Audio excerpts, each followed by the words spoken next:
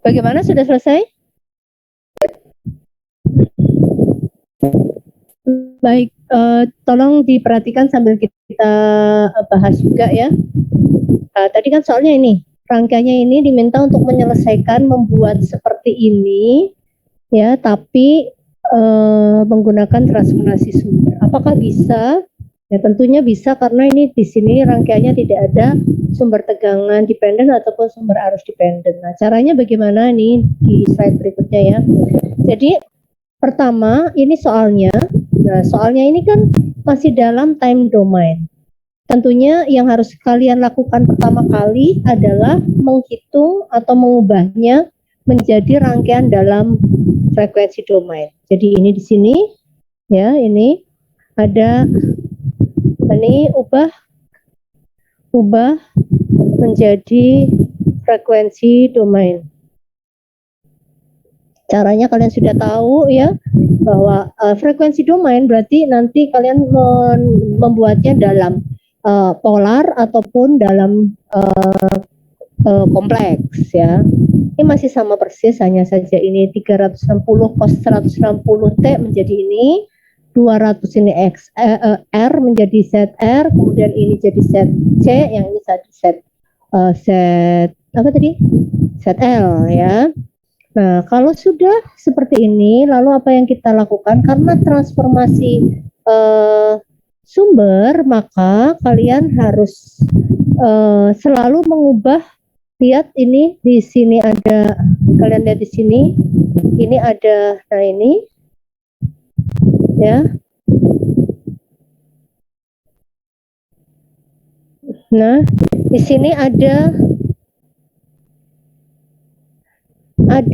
V, ada sumber tegangan dengan hambatan yang diserikan, maka kalian harus ubah menjadi sumber arus yang diparalelkan dengan beban. Jadi ini ya. Nah, caranya bagaimana? Caranya kalian cari sumber arusnya, nilai I-nya adalah I sama dengan ya, I S sama dengan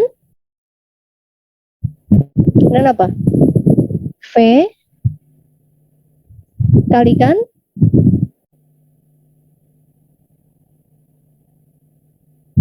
ZR. Aduh, nggak ada yang komen ya, saya nggak ngerti nih.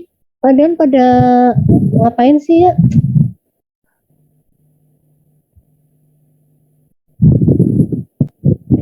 Maaf Bu, itu VS per ZR Bu, bukan dikali. Oke.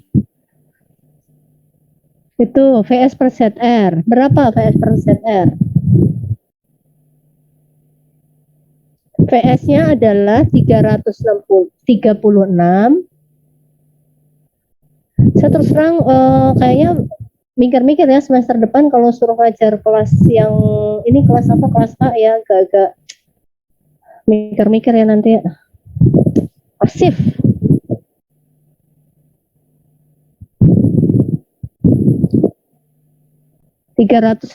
sudut 0 dibagi ZR.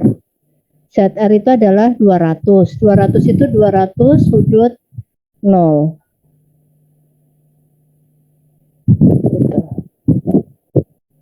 Berapa hasilnya? 1,8 Bu. 1,8. Sudutnya 0 ya. 1,8 sudutnya 0. Artinya apa kalau seperti ini? Artinya IS dengan VS dia satu fase. Nah, ini kita peroleh 1,8 sudut berapa ini? 0,18 ya. 1,8 atau berapa? 0,18. Yang benar mana? 0,18. 0,18 ya. 0,18 ya. Karena kan ini 36. 36 ini 200. Berarti kan saya harus kalikan dulu dengan 10 pangkat 10 kali 10 pangkat min 1 ya, 0, berarti 1,8 kali 10 pangkat min 1, jadi 0,18. Sudut 0 nya 0. Nah, sehingga ketika saya sudah mencari IS, apa namanya? Ini rangkaiannya menjadi seperti ini ya. IS paralel dengan ZR. Ini IS paralel dengan ZR. Nah, jadi seperti ini. Yang ini masih tetap ada 2,25 Henry atau ini J360. Nah, ini ada J360. Ada J3. Nah, seperti ini. Nah, lalu bagaimana kalau udah ketemu IS-nya? IS-nya adalah ini 0,18 sudut 0 derajat. Apa yang harus kita lakukan selanjutnya? Paralel ZR dengan ZL, Bu. Oke. Cari R paralel antara ZR dengan ZL ya. Paralel berarti kalau paralel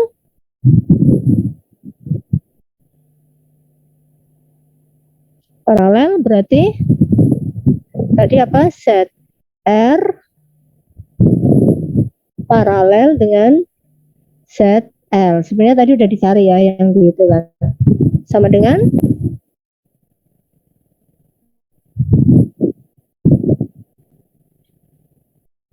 ZR kali ZL terus dibagi ZR plus ZL. Oke. Gini. Ya. Sama dengan apa? Kali berarti ini tadi 200. Kalau kali berarti harus dalam bentuk Polar. ya. Terus bentuk polar. Berarti ini 200 sudut 0. sudut 0 kalikan 360 sudut 90 derajat. Oke. Sudut 90 ya, itu C ya. Ya, nanti kalau misalnya masih ada yang bingung kok kenapa sudut segitu ya.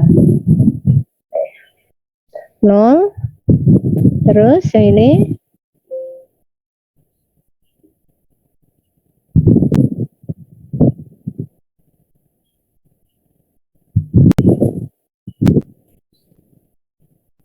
tadi berapa? Set L-nya adalah 360.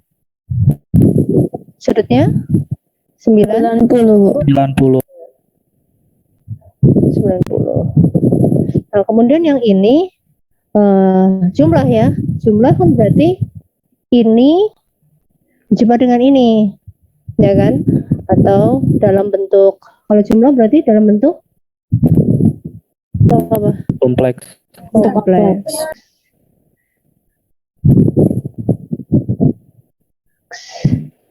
Terus ini. Nah, ini lebih mudah dikerjakan yang atas kan 200 sudut 0 kali 360 sudut 90. Hasilnya berapa? 72.000 sudut 90. Nah, yang ini yang bawah harus diselesaikan dulu kan? Nah, yang bawah diselesaikan. Ini jadinya apa?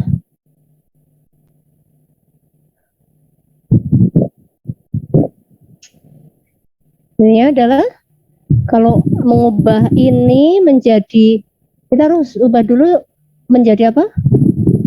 Polar ya? Polar. Ya, jadi polar. Berarti kita harus cari magnitudonya dulu kan? Magnitudo. Ya, magnitudo.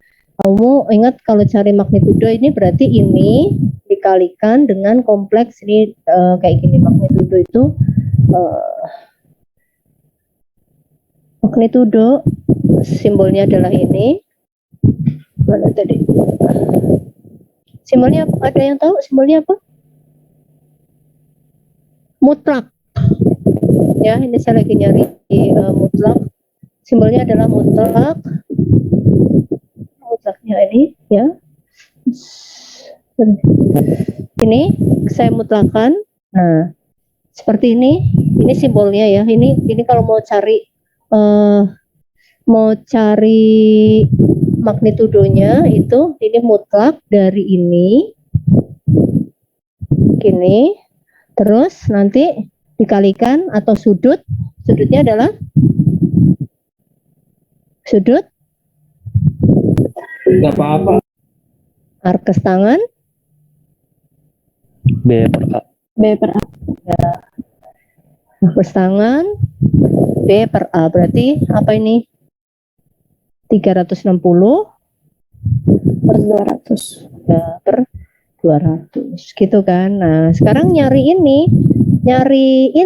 kenapa jadi akar itu ya, mungkin kalian udah belajar di Fismat ya. Ini berarti kalian kalikan kompleks konjugatnya.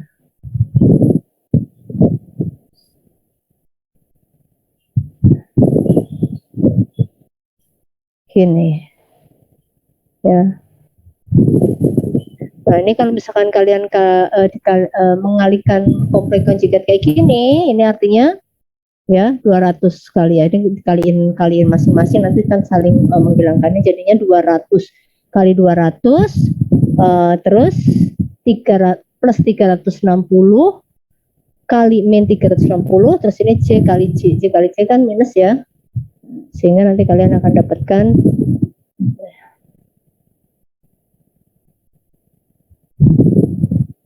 apa tadi, kuadrat tambah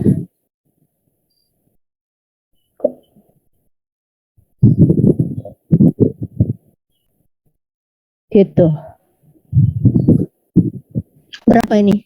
200 kuadrat ditambah 360 kuadrat terus diakarin, berapa dapatnya? 411,8. Oke, 411,8. Nah, ini kamu pindahin ke sini. Terus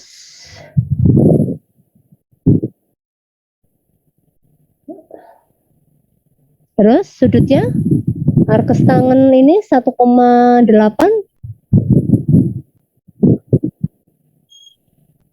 berapa? Sudut 61, Bu.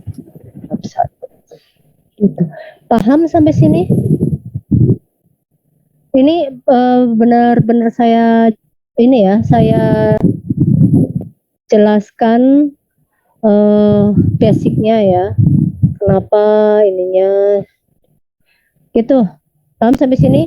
Sehingga kalau udah ketemu ini ya, terus kamu masukkan kemana? Sini kan? Ini dibagi dengan hasil dari penjumlahan 200 plus 360C, yaitu dapat sama dengan, caranya gimana? 200 kali 360 dibagi 4118, 411,8. Hasilnya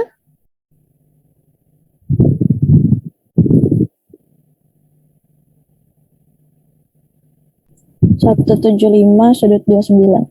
Oke, 175 sudut 29. 29. Paham sampai sini? Paham ya? Jadi ini ketemu ZR paralel ZL, besarnya ini ohm. Paham ya?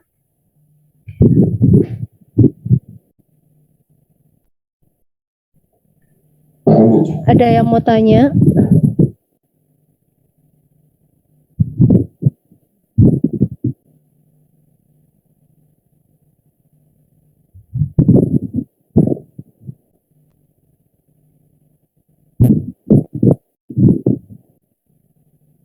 Saya mau tanya, sudah cukup sampai sini? Nah, sehingga saya dapat ini. Nah, ini ya, di sini. Saya dapat rangkaiannya. Nih. Ya, saya paralelkan dulu 200 dengan C 360. Nih. Nah, ini diparalelkan. Ini dengan ini kita ketemu ini 175 sudut 29, atau ini 174,8 sudut 29,1. Paham ya? Oke. Kalau udah sampai sini terus selanjutnya apa? Langkah lanjutnya apa?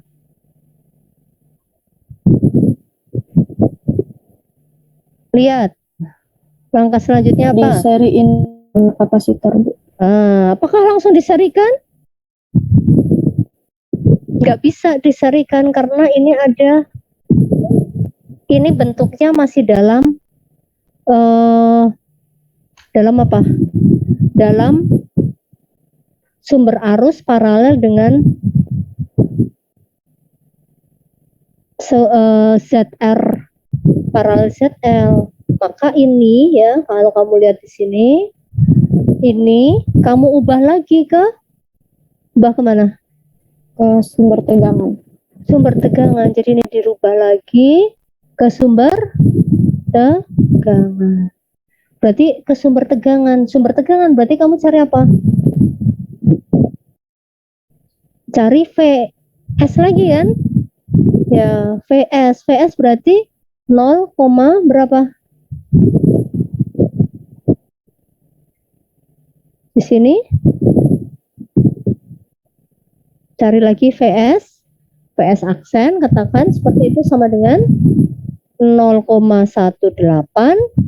sudutnya 0 dikalikan dengan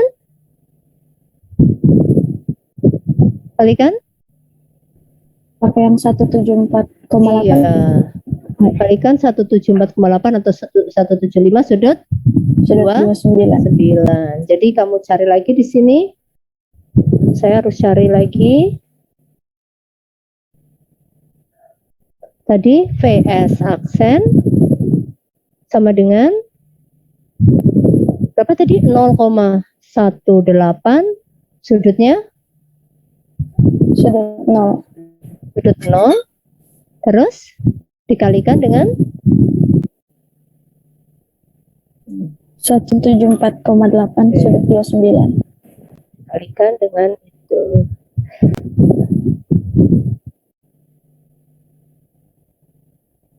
Kali ini ya, sama dengan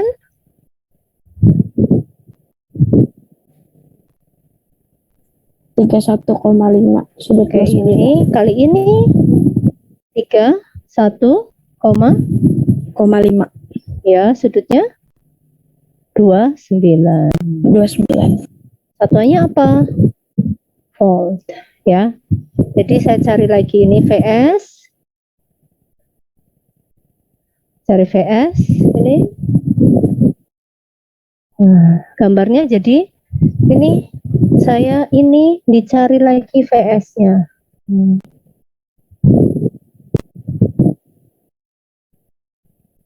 Nah, sehingga nih dapat ini 31,5 sudutnya 29. Terus ini pindah jadi ke sini jadi seri. Ya, nah kalau sudah kayak gini baru boleh diserikan. Nah, terus kamu serikan dulu ini 175 sudut 29 seri dengan min J125. Ya, di sini cari Z Thevenin sama dengan apa tadi? Ini ditambah dengan min J berapa tadi? Ini min J125. J125. Boleh nggak Bu nulisnya kayak gini ya? Nggak apa-apa kayak gini. Nah, ini dijumlahin, berarti harus diubah ke kompleks. Kompleks. Berarti ini kamu ubah dulu ke kompleks. 175 apa? Cos 29 ya, terus ditambah J 1 ya 7 5 sin 29. Terus baru di min 125 J gitu ya.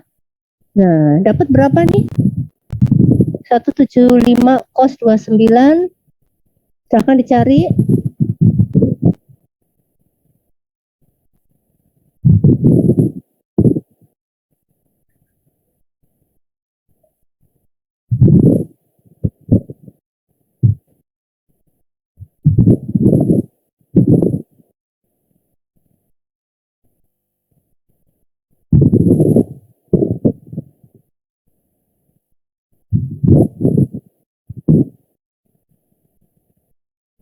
Berapa nih? 175 cos 29 153,06. 153 saya tulis ya. 153 terus ditambah dengan C 84,8. Oke, 84,8 saya tulis C85 terus min C 125. Berarti kita pakai 153 min 40 ya. Iya, C 40. Nah, udah ketemu. Oh, ini sate-nya. Ya. Sampai sini ada pertanyaan?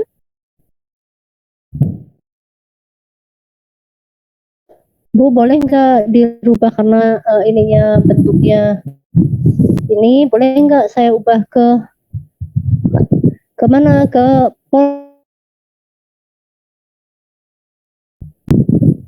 polar, berarti saya pakai ini kayak gini lagi.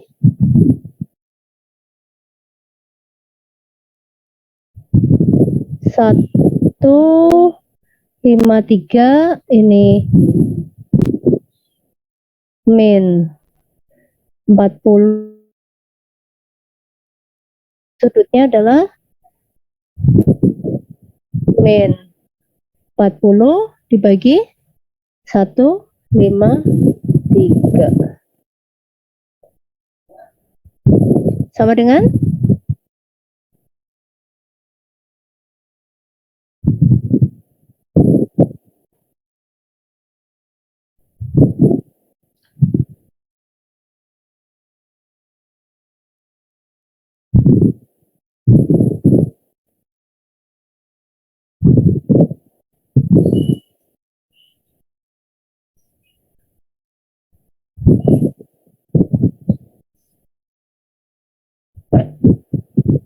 berapa?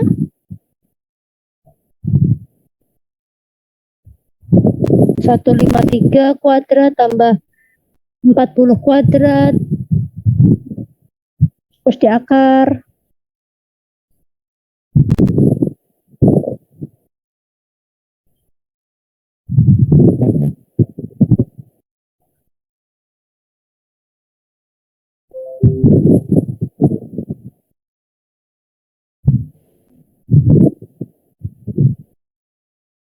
Ayo, nggak ada yang ketemu? Sebentar, Bu. 158,14 Bu. Oke, 158 ya, 14. Sudutnya? Itu yang Bu, bukan sudut itu Bu. Ini kan? Iya. Ini. Oke, sudutnya berapa? Sebentar, Bu. Min?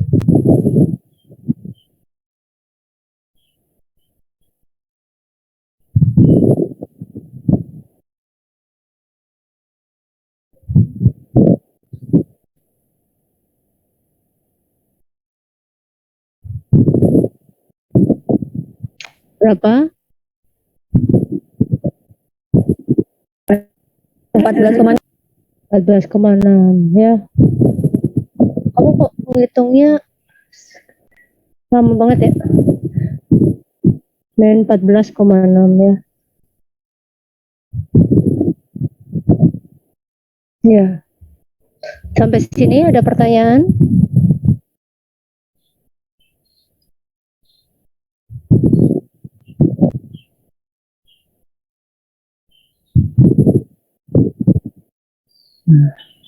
Ya.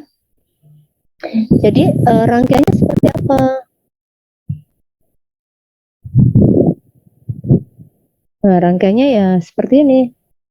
Ini sudutnya ya. Rangkaiannya nanti jadi seperti ini. Kelihatan ya? Ini tinggal ini dirubah ke dalam bentuk polar. Nah, kalau misalkan diminta untuk menuliskan dalam bentuk menuliskan dalam bentuk time domain ya, jadi kamu tinggal ini VT atau sama dengan V apa OJ, kemudian ada apa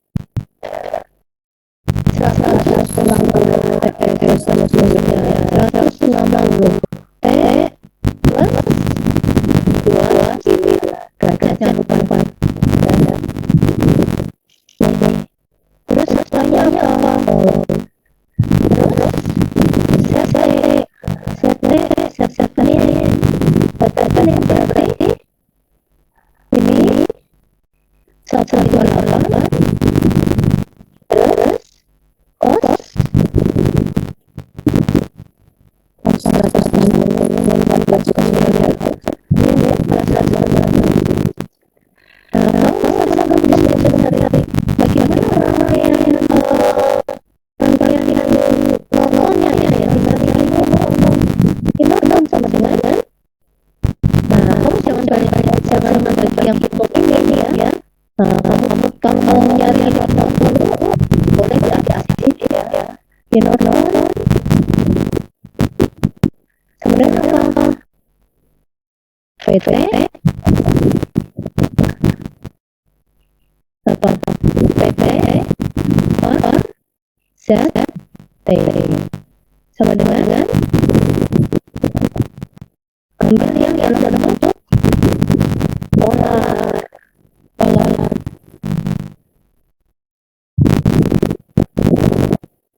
Berapa coba Pak? 1,55 dibagi 1,554. 0,19 sudutnya 43,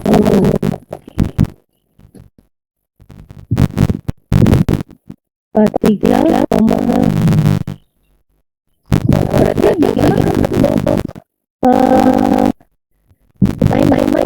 time bombarnya berarti saya lihat sini ya, ini amplitudenya adalah 0,49, frekuensinya 120, sudutnya 43,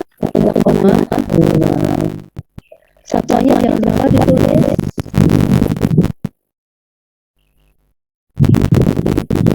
Nah, dari sini kan bisa lihat ternyata ya Stephanie, kemudian Stephanie dan N itu semua memiliki hasil yang berbeda-beda ya.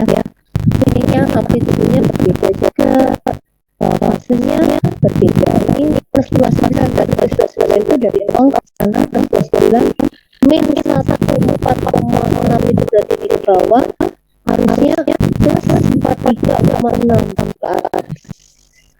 Sampai sini ada pertanyaan? Nah, terus bagaimana Bu menyelesaikannya? Apakah harus pakai transformasi koordinat atau pakai apa namanya? Pakai cara yang lain, cara yang tadi itu ya terserah kalian maunya pakai apa gitu ya. Rangkaian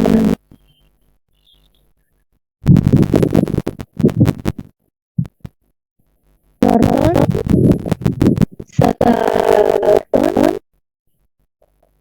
Nah, kamu harus cari apa tadi? Cari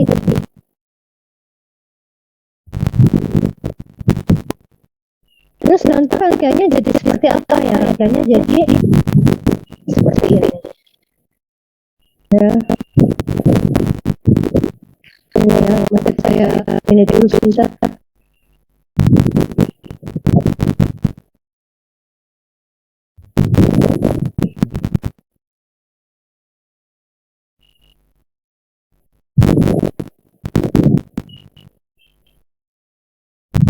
Sampai sini ada pertanyaannya?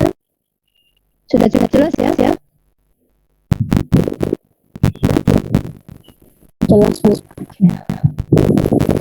Baik, kalau tidak ada ini yang bawah-bawah sama ya untuk konflik respon ini apa namanya, sama juga ini kalau untuk respon konkret berarti nanti cari natural sama force responnya gitu. Baik, kalau tidak ada pertanyaan saya mau melanjutkan ke materi materi yang bukunya ada di Microsoft. Tentu semua sudah pernah dengar semiconductor ya.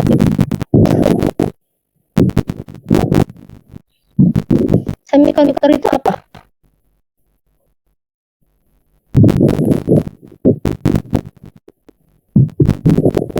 Bahan yang konduktivitasnya itu berada di antara insulator sama konduktor.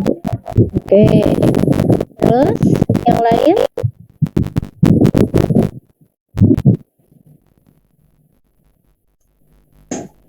Yang tidak bisa mengantarkan arus listrik pada suhu yang rendah.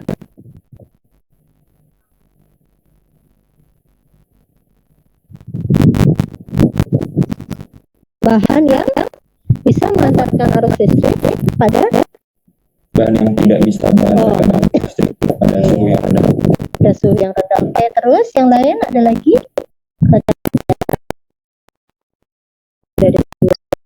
Ya, yang lain coba.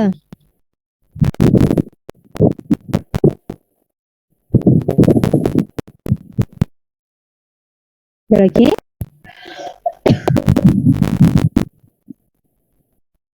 Semikonduktor itu termasuk konduktor atau termasuk isolator?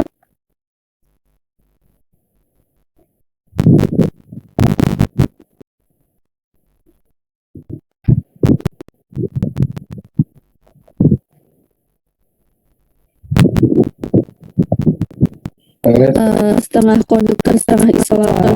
Setengah konduktor, setengah isolator. Oke, ada ya bahan yang setengah isolator.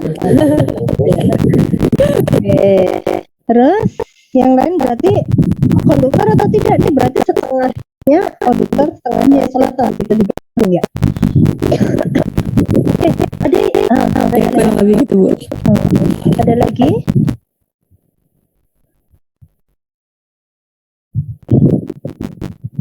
Coba contoh yang termasuk bahan semi atau gini yang termasuk bahan logam apa aja? Pernah dengar logam kan ya? Besi, Bu. Apakah hanya besi? Enggak. Ada lagi. Aluminium, Bu. Aluminium. Terus? Kuningan Tembaga. Tembaga. Oke. Kalau logam itu bisa mengantarkan arus tidak? Bisa, bisa, Bu. Ya. Kenapa bisa mengantarkan arus?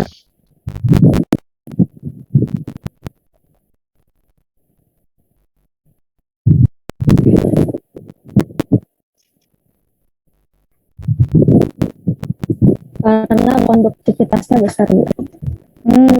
Kenapa dia konduktivitasnya besar? Memiliki arus listrik, menghantarkan arus listrik. Dibolak-balik gitu. Kenapa bisa mengantarkan listrik? Karena konduktivitasnya besar. Kenapa konduktivitasnya besar? Karena bisa mengantarkan arus listrik. Ada yang lain? Oke, kalau nggak ada. Kalau isolator contohnya apa aja? Kayu, Bu. Kayu. Yang lainnya? karet, Bu. Karet. Oke. Terus?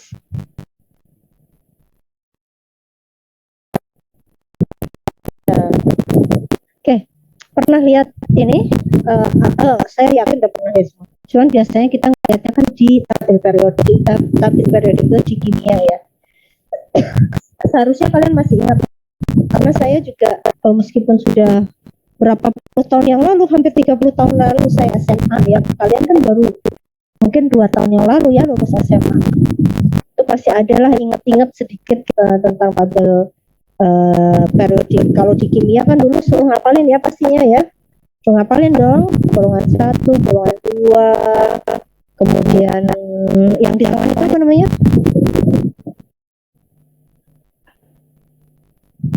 Apa ya? Yang di tengah, yang panjang itu apa? Transisi gitu? Apa namanya? Kan ada golongan A, golongan B gitu ya. Yang di belakang ada, yang di kanan paling ujung itu ada. Nah sekarang kita lihat deh tabel periodik. Kalau Fe itu golongan berapa ya?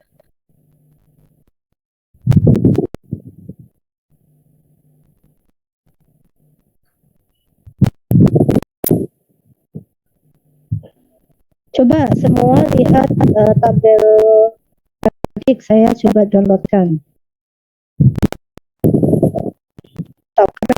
Nanti beranjaknya dari situ. Udah lihat? Udah dapat?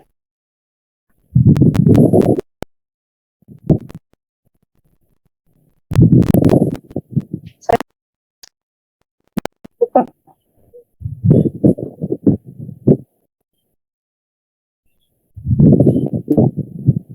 Tabel periodik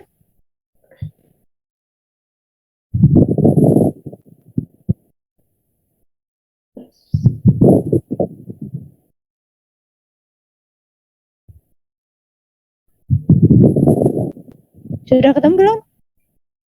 Sudah, Bu. Eh, Oke.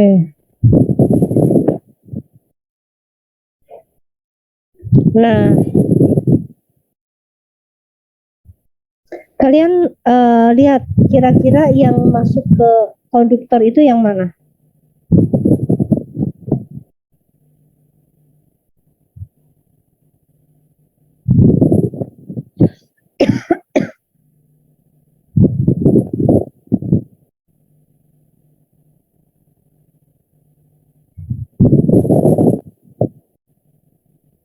Kita ini ya, saya share lagi ya.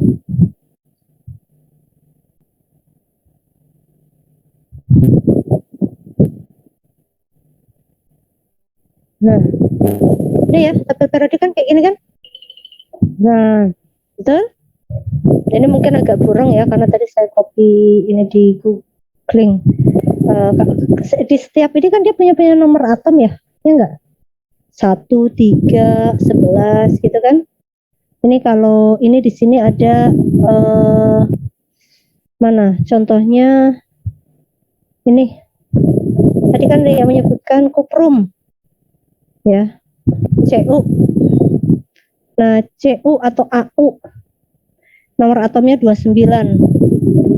Kalau 29 itu berarti elektron terluarnya berapa?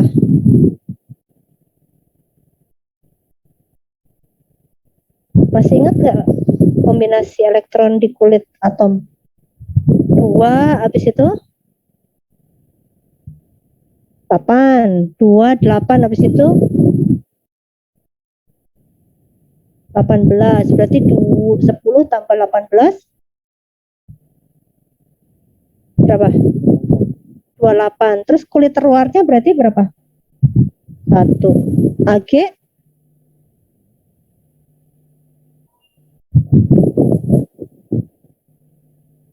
Ag ya di bawah ini pasti 1 lagi nih. Ya enggak? AU 1. Ya. Nanti kamu coba lihat. Nah, ini kita lihat aja ini yang tadi disebutkan kan, contoh logam Cu, Bu. Ni, Bu, nikel gitu kan. Fe, Bu. Kalau Fe gimana nih? 2, 8, terus 2, 8,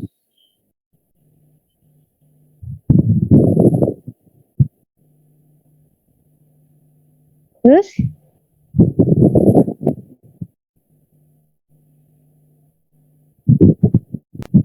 nah, oke, kalau lupa saya akan ini ya. Oke, kita akan masuk ini.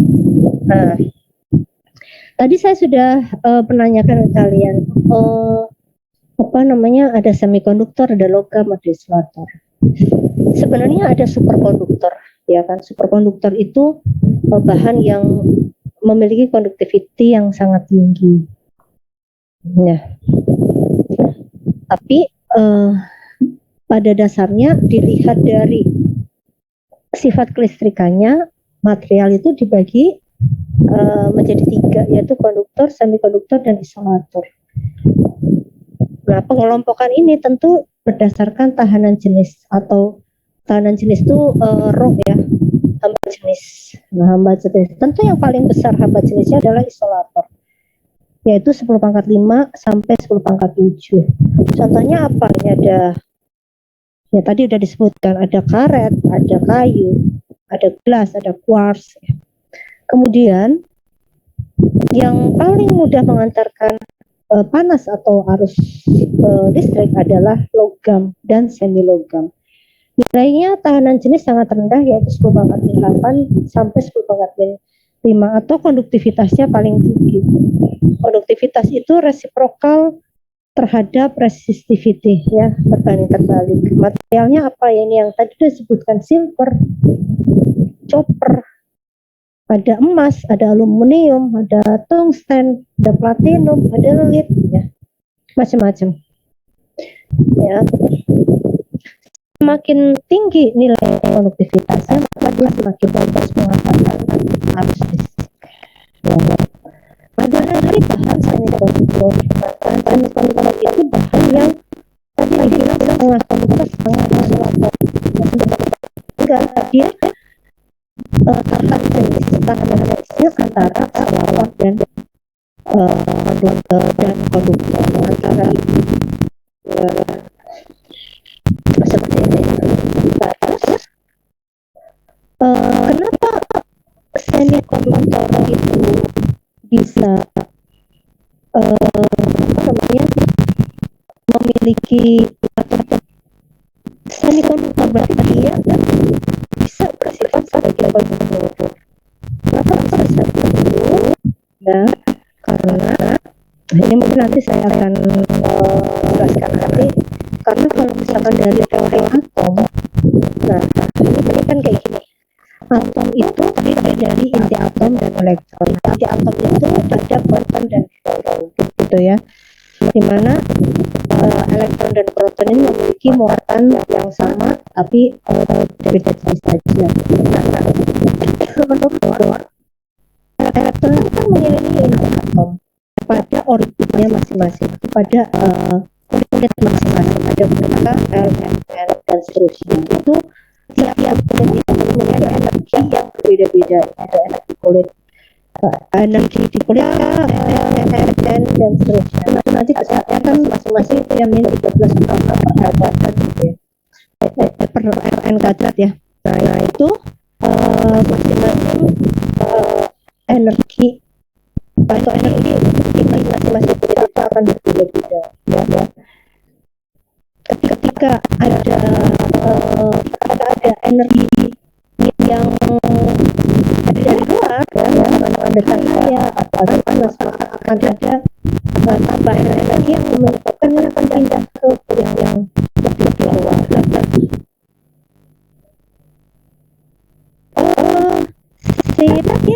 Tadi sesuai yang ini yang kita lihat di sini ya, yaitu apa ini kan setiap program ya, setiap unsur pasti memiliki atom yang berbeda-beda. Nah itu ketika menampai kulit kulit si apa namanya atom tadi ya, maka dia akan memenuhi aturan tertentu ya, dari sisi dari kulit paling dalam sampai kulit paling luar. Nah, kulit paling luar ini namanya kulit valensi yang dapat diisi hingga 8 elektron maksimal. Nah, konduktivitas atom itu tergantung dari jumlah elektron di kulit valensi.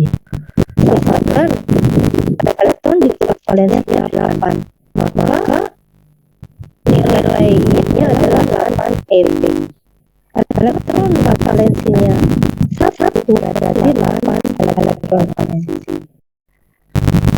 Nah, bagaimana dengan konduktor tadi? Nanti kan kita sudah lihat konduktor itu contohnya tadi apa? Yang kita itu yang sudah kita hitung tadi, AU, kan? Cu.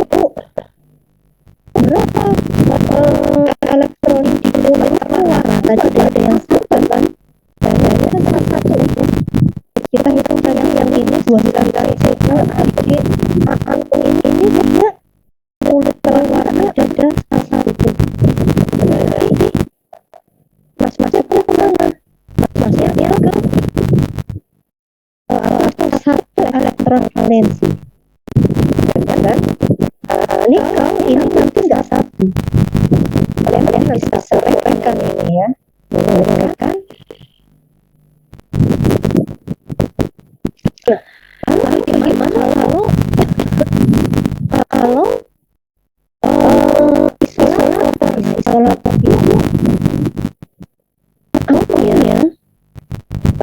Valensinya terdiri dari 8 elektron yang panggilnya adalah isolator. Maka kalau dia termasuk konduktor, elektron valensinya yang paling bebas adalah 1. Tadi saya bilang 2. Tapi kalau misalnya dia isolator, elektron valensinya 8, aku berarti 8. Lalu bagaimana sifat konduktivitasnya dari sisi tadi ya? Kalau satu elektron ini proses ini adalah elektron isolator semangat. Artinya semakin sedikit elektron valensinya, maka dia konduktivitasnya akan semakin besar. Semakin banyak jumlah elektron valensinya, maka konduktivitasnya akan semakin Kecil. Kecil. Maka kalian nanti lihat browsing. Apakah benar konduktor itu nilai elektron valensinya 1 atau mendekati 1, dan apakah benar isolator itu masuknya ke 8 elektron valensi? Ya, gitu. Nah, kita tahu bahwa ini ya, setiap unit atom terisi yang tadi itu maksimum adalah 2n kuadrat. Nah, ini kan kita buat ini ya, maksimum ini N1 2, ini N2 8, N3 18 elektron gitu ya. Kemudian nanti N4 dan sebagainya. Sehingga kalau tadi apa namanya? Ada yang berapa? Misalkan 20 ya. 20 berarti dia memenuhi ini 2882.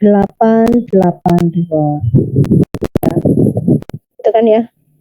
Nah, kalau misalkan elektron valensi berarti ini yang di luar ini.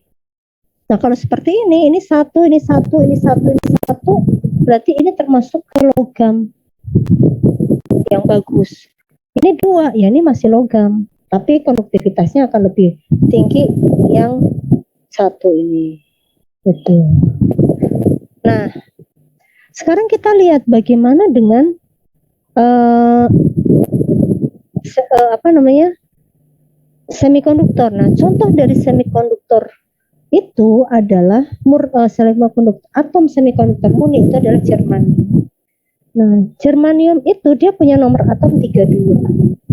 Ya, nomor atom 32, maka elektronnya ini dia menempati kulit 1 2 elektron, kulit kedua adalah 8 elektron, kulit ketiga adalah 18 elektron, dan kulit ke berarti ini kan 2 tambah 8 10 tambah 18 28. Berarti sisanya ada 4. Berarti 4 elektron di kulit terluar. Nah, karena 4 elektron ada di kulit terluar, maka disebut sebagai apa? Elektron bebasnya atau elektron valensinya ada 4. Paham ya? Nah, ada 4. Nah, kalau seperti ini, saya bisa nanti menggambarkan skemanya, bisa cuman ini, terus yang ini nggak usah saya gambarkan yang kulit terluar aja.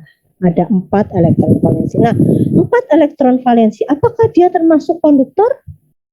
Konduktor bukan? Bukan, terlalu jauh kan? Ya enggak? Apakah isolator? Ya, isolator kan 8. Ya kan?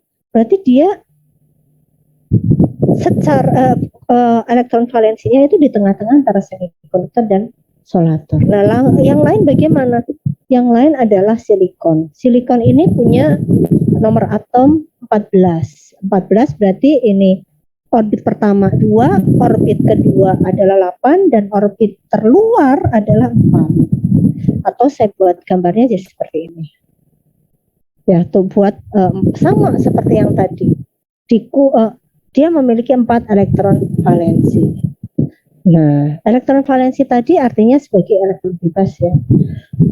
Nah, terus kalau kita kalian bisa cek lagi kalau karbon bagaimana? Nah, karbon itu nomor atomnya berapa? Coba, karbon nomor atomnya berapa? 6, Bu. Nah, ini kan? Ini karbon. Oh, di sini ada mana tadi? Karbon C sini. Ya.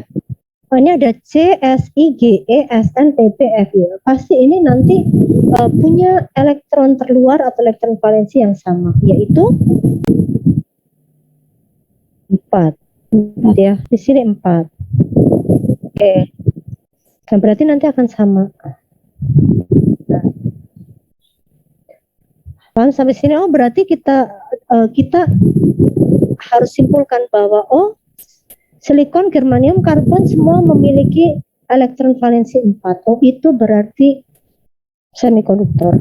Jadi semikonduktor itu atom yang dia terdiri dari 4 elektron valensi. Ya.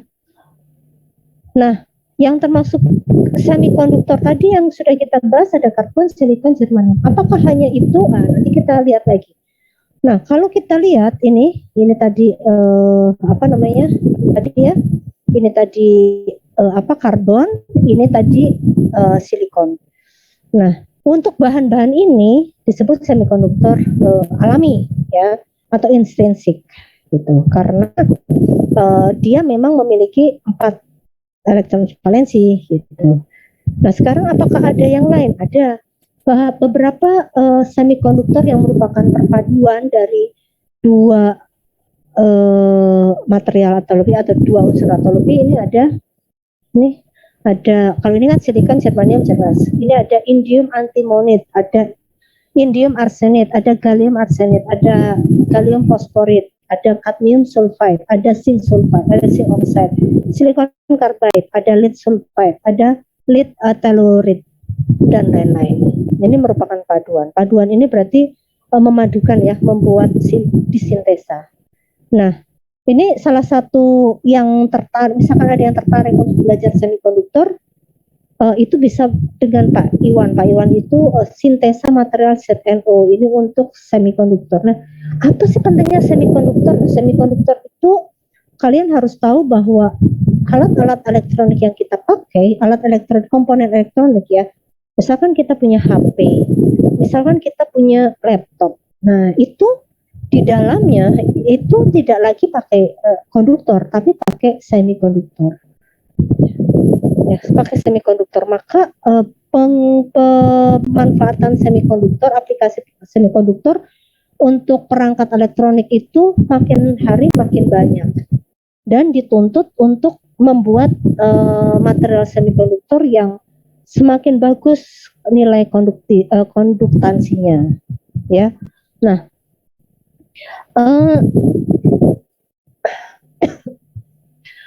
kalau kita membuat paduan kalau kita lihat ini golongannya kan ini tadi 4, berarti ini elektron valensi 4, ini elektron valensi 4. Nah, kemudian membuat paduan, ini ada INSB, dia memadukan 3 dan 5. Ini juga 3 dan 5, 3 dan 5, 3 dan 5. Ini 2 dan 6, 2 dan 6, 2 dan 6, 4 dan 4.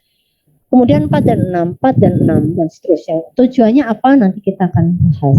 Nah, sekarang ciri khas bahan semikonduktor itu apa? Tadi sudah dibahas bahwa tahanan jenisnya antara segini.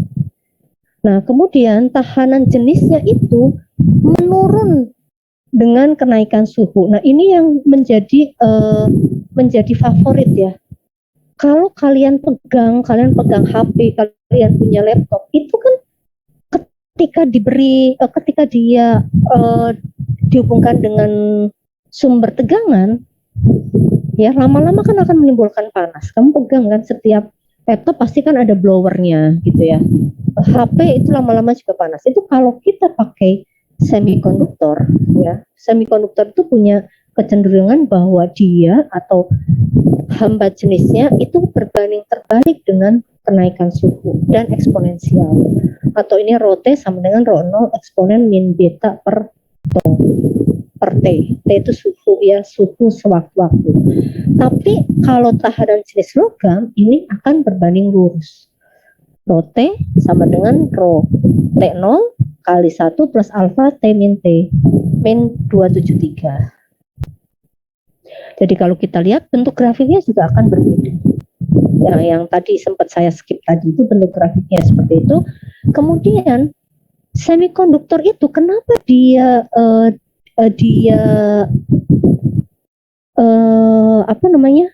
tahanan jenisnya bisa berubah? Karena tahanan jenis semikonduktor itu sangat rentan atau sangat mudah berubah ketika mendapatkan cahaya atau sumber energi dari luar. Ya, bisa itu cahaya, bisa itu medan listrik, medan induksi atau panas. Nah, kalau kita lihat grafiknya, ya grafik yang tadi persamaannya ini dan ini, lihat grafiknya itu seperti ini. Nah ini, kalau pada konduktor R itu tadi R atau rho sama dengan rho 0 kali 1 plus alfa T min T0. Nah seperti ini, dia linear. Bu, ini ada kok yang mendatar. Nah, ini hanya di suhu yang sangat rendah. Suhu 0 sampai 20 Kelvin. 0 sampai 20 Kelvin itu artinya 20 Kelvin itu kan berarti berapa sih? 20 min 273 ya. Berarti ya. Berapa? Min 253. 253. Iya, min 253 derajat Celcius itu kan sangat, kamu masuk kulkas saja cuman berapa gitu kan ya. Nah, untuk mendapatkan grafik yang ini, yang datar ini suhunya sangat rendah. Nah, berbeda dengan semikonduktor. Semikonduktor itu di suhu ruang resistivitasnya itu rendah. Kalau resistivitasnya rendah berarti konduktivitasnya tinggi. Nah, kenapa bisa seperti itu? Nah, kita akan lihat. Sini. Nah, kenapa bisa seperti itu? Nah, kita lihat bahwa kalau saya punya silikon ya, silikon yang tadi dia punya elektron valensi 4 itu kan satu silikon. Artinya kalau saya punya ini kan tadi digambarkan ya, satu silikon, satu atom silikon itu kan berarti ini bulat, ini yang tadi di sini. Nah ini. Satu silikon tuh kayak gini. Ini inti atomnya. Nah, ini ada 4 elektron valensi. Nah, supaya terpenuhi kan tadi 8 ya, maksimal 8 elektron terluar, maka dia harus bergandengan di sebelah sini. Kita punya banyak silikon, maka di sini akan ada tetangga atasnya itu ada silikon yang akan elektronnya akan berpasangan dengan ini.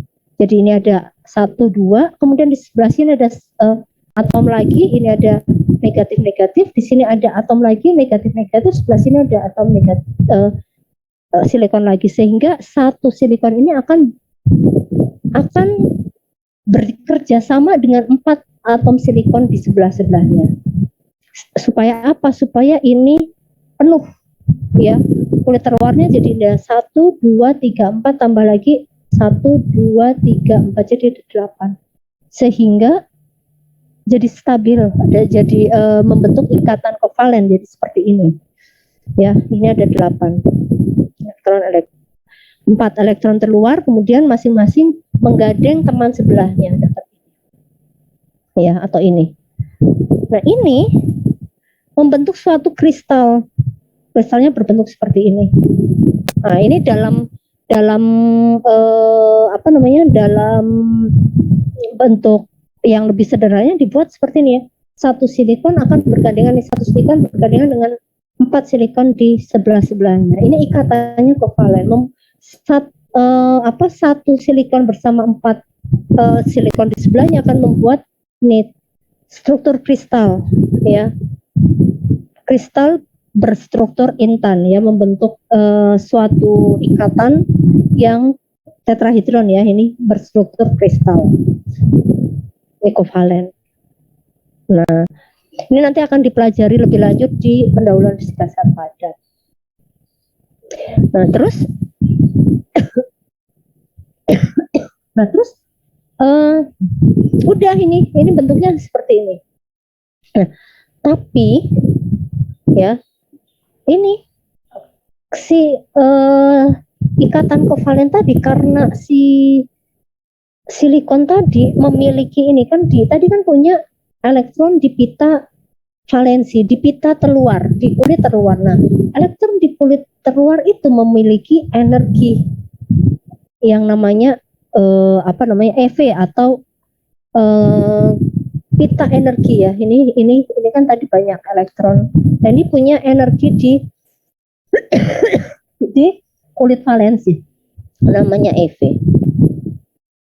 Nah, di atas EV itu ada pita konduksi.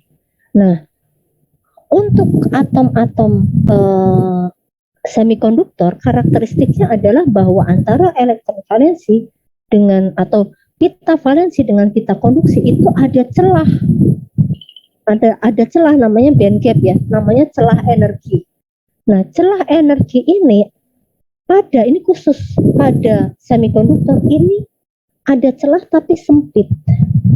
Sehingga ketika ini mendapat cahaya atau mendapat gangguan energi dari luar, mudah sekali ini patah. Ini kan tadi dikasih energi dari luar, misalkan cahaya, dapat tambahan energi. Nah, yang tadinya dia di pita valensi disuntik energi, jadi kelebihan energi, nggak mau dong dia diam. Nah, karena nggak mau diam, dia loncat, dan dia cukup energinya untuk loncat ke sini karena ininya sempit. Nah, akhirnya ini elektron-elektron yang tadi berpasangan ini loncat pindah ke pita konduksi. Nah, loncat ini tadi yang kayak gini, yang tadinya sudah ikatan-ikatan gini loncat. Nah, berarti kan ini akhirnya ada yang tidak berpasangan. Nah, yang tidak berpasangan tadi meninggalkan tempat yang namanya hole. Nah, ini tempat yang namanya hole. Hole ini tempat ya, dia diam aja di situ. Dia hanya ada di pita valensi saja. Nah, yang pindah ke pita konduksi itu elektron. Nah, inilah menjadi elektron bebas, yang dia bebas kemana-mana. Paham? Nah, ketika sudah banyak elektron bebas, ini kan jadi di elektron valensinya jadi banyak yang kosong, jadi kayak mirip konduktor kan, kayak konduktor kan tadi elektron valensinya cuma 1 atau 2 gitu kan. Nah, maka ini jadi banyak hole yang kosong. Nah, ini sama, elektron bebasnya makin banyak, hole-nya ini kosong, jadi menyebabkan si konduktivitas listriknya akan naik gitu seiring dengan jumlah elektron valensi atau jumlah elektron yang ada di pita konduksi. Kalau isolator bisa nggak, Bu? Nah, isolator kan tadi sudah berpasangan, sudah jadi 8 elektron voltnya, ya kan?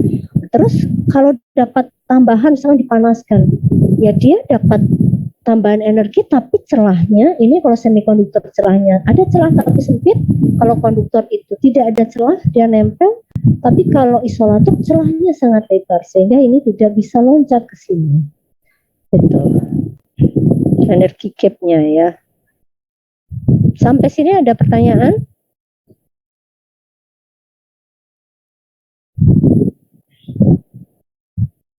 Tidak ada.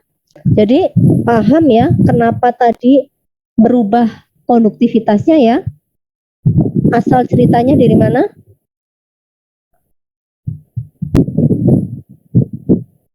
Paham nggak nih? Saya udah cerita panjang lebar gini.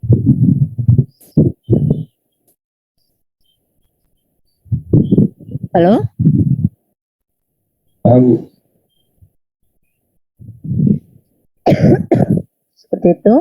Nah, jadi ini ketika ini tadi silikon terus dikasih tambahan energi dari luar, maka akan lepas elektron meninggalkan hole. Nah, ini berarti dia pindah ke energi yang lebih tinggi, yaitu energi ke tempat yang lebih energi yang lebih tinggi, yaitu pita konduksi. Nah, ini dia berfungsi sebagai elektron bebas.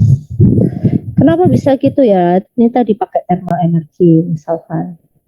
Nah, ini nanti apakah ini nanti ada elektron lagi tambahan? Nah, dia akan mengisi sini. Ketika di sini diisi udah jadi penuh lagi, terus diganggu lagi, dia akan lepas seperti itu. Ini kan pindah ke sini. Nah, lalu kalau misalkan silikon, kenapa dia bisa disebut sebagai semikonduktor? Ya karena ini tadi selama si silikon murni tadi itu dikasih tambahan energi dan muncul atau perpindahan elektron dari pita valensi ke pita konduksi, maka akan muncul ini pembawa muatan ya, ini pembawa muatan negatif, ada pembawa muatan positif. Bentar ya. Nah, selama ini ada pembawa muatan yang bebas, maka dia atau ketika dia diganggu oleh energi termal, maka akan muncul elektron-elektron bebas yang menyebabkan dia bisa meningkatkan konduktivitasnya. Nah, semikonduktor yang seperti ini disebut sebagai semikonduktor intrinsik. Nah, semikonduktor intrinsik itu berarti semikonduktor yang dia terdiri dari atom-atom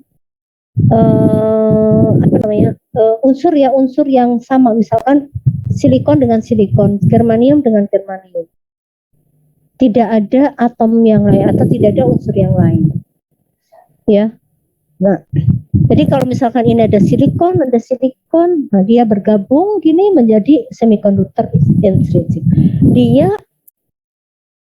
pada suhu yang sangat rendah, karena tidak ada gangguan, tidak ada thermal energi, maka ikatan kovalennya akan tetap tidak terganggu ya, semua atomnya membentuk tadi kristal tetrahedron tadi itu ya, tidak ada elektron bebas, maka dia bersifat sebagai isolator. Nah, ketika ini diganggu oleh panas atau oleh sumber dari luar yang lain, maka akan ada elektron-elektron yang pindah ke pita konduksi. Nah, kemudian misalkan ini dikasih medan listrik, medan listrik diganggu, maka si elektron ini akan ini kan gini, ini ada negatif dari kutub elektron-elektron dari kutub negatif masuk ke plat sini. Nah, kemudian ada tambahan energi ya, maka ini elektron yang di sini akan lepas ya, akan lepas jadi elektron bebas. Nah, diisi oleh elektron yang baru keluar dari sini masuk. Nah, ini akan mencari tempat lagi. Nah, jadi seolah-olah pergerakan elektron itu dari yang ini atau ini dari kutub yang negatif ke positif. Sementara kita tahu bahwa ini kalau ini ada sumber tegangan yang ini polaritas positif seperti ini, maka medan listriknya dari di sini ya, ini positif ke negatif. Jadi medan listriknya ke kanan, free elektronnya akan bergerak ke kiri. Nah, free elektron dan hole tadi ya, hole itu tempat yang tadi ditinggalkan elektron itu dikatakan sebagai pembawa muatan ya, pembawa muatan yang satu negatif, yang satu positif. Kenapa yang satu disebut positif, hole-nya disebut positif? Nah, karena ketika dia ditinggalkan elektron, maka kan jadi bersifat kekurangan elektron. Kekurangan elektron kan berarti kelebihan muatan positif gitu ya, katakan seperti itu. Kekurangan elektron berarti kan kita kasih tanda oh iya dia positif gitu. Nah, itu semikonduktor intrinsik. Apakah ada semikonduktor lain? Ada, yaitu semikonduktor ekstrinsik. Nah, semikonduktor ekstrinsik ini semikonduktor yang kita peroleh dengan cara mendoping kristal murni. Nah, ini kan tadi semikonduktor intrinsik ini terjadi ini yang harus digarisbawahi bahwa tanpa thermal energi dia tidak akan berubah konduktivitasnya, tidak akan ada elektron yang lepas. Nah, supaya lebih mudah elektron bebasnya lebih banyak ya tanpa ada thermal energi, dikasih treatment yang lain. Salah satunya adalah dengan doping. Doping itu berarti menyuntikkan atau menggabungkan unsur lain ke dalam si semikonduktor intrinsik tadi. Ya, contoh saya tadi punya silikon. Silikon itu kan berarti silikon berarti 4 ya, 4 elektron valensinya. Nah, kalau saya ingin memberikan kelebihan elektron, maka saya padukan aja, saya suntikan aja logam yang dia ada di sebelah ini kan dia di sini ya tadi ya, CSIGESN. Nah tadi kan untuk dapat konfigurasi yang elektron volt ikatan valensinya tadi ada 8, ikatan kovalennya tadi ada 8, ada 4 pasang, berarti kan silikon tambah silikon. Nah sekarang kalau saya tambahkan dengan logam atau dengan atom di golongan 5, di mana golongan 5 ini elektron valensinya ada 5, berarti kan ini C akan bergabung dengan ini 5 ini. Nah, apa yang terjadi? 1C 1 SI tadi ada 4 tempat yang kosong, sekarang digabungkan dengan 4 P. Paham nggak maksud saya? Nih kayak gini. Ini tadi silikon ya. Ini tadi silikon. Dia kan tadi yang ini anggap ini belum ada tetangga-tetangganya. Ini tadi kan 04. Nah, kalau saya masukkan atom pentavalen itu punya punya kelebihan elektron di pita valensi itu 5. Nah, ini ada ini 5, ini 5, ini 5, ini 5, tapi masing-masing ini dia hanya menerima 4. Artinya apa? Kelebihan berapa? Saya punya 4 tambah 5, berarti kan 9. Ya kan? Nah, 9. Padahal hanya ada ya, pasangan itu hanya ada 4. Berarti lebih berapa? Lebih 5, Bu. Lebih 1. 1 dong. Masa 4?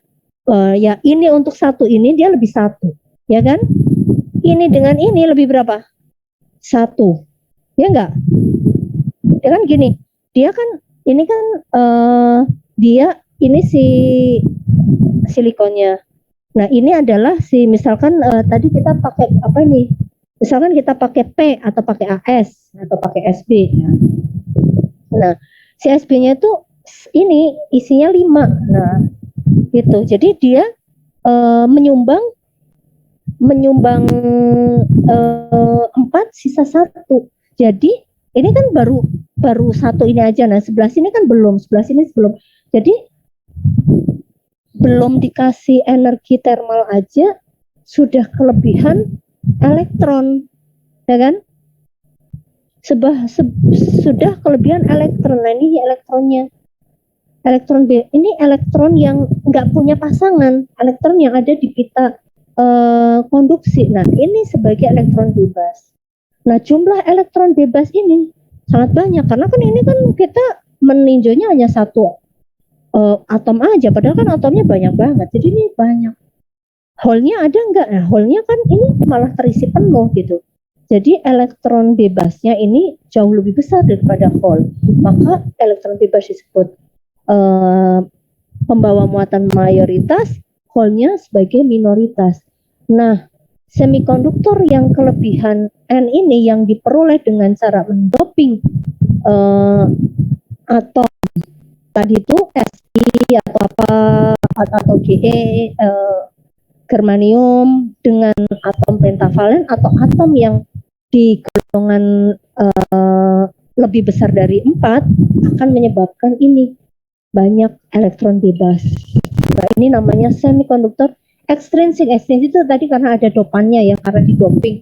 Dan ini N-nya karena N itu karena jumlah elektron bebas atau muatan pembawa muatan elektron lebih besar, lebih banyak dari hole. Nah, selain semikonduktor ekstrinsik tipe juga ada tipe P. Kenapa bisa ada tipe P? Karena ini kalau ingin doping itu bisa, doping itu berarti bisa dengan ini donor ekstra elektron yang tadi itu ya, atau bisa juga dengan mendopingnya dengan atom-atom yang dengan unsur yang dia elektron valensinya lebih kecil, sehingga ada ketika misalkan gini, ketika ini 3 tambah 4, 3 tambah 4 itu kan berarti 7. Nah, berarti kan ada satu atom yang tidak berpasangan, atau satu elektron yang tidak berpasangan, atau satu ikatan, satu pasang yang nggak lengkap gitu ya. Nah, itu dia berarti ada hole. Nah, hole tadi ya, hole-nya tadi ini seperti ini. Nah, ini kalau misalkan ini silikon, kemudian ini tadi dipasangkan dengan atom trivalen, maka ini akan ada yang tidak berpasangan. Ini isinya hole, atau ini harusnya kan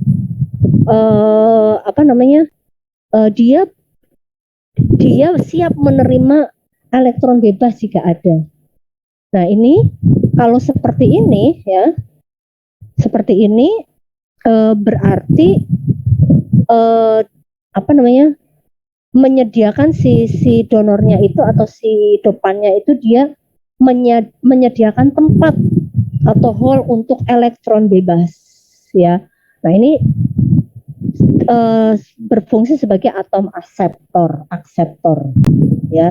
Nah, jumlah dari elektron bebasnya tentu lebih sedikit daripada jumlah hole, atau jumlah elektron bebasnya lebih sedikit dari jumlah pembawa muatan hole-nya, sehingga elektron bebas disebut sebagai minoritas dan mayoritasnya adalah pembawa muatan ini positif. Dan kondisi yang seperti ini disebut sebagai apa?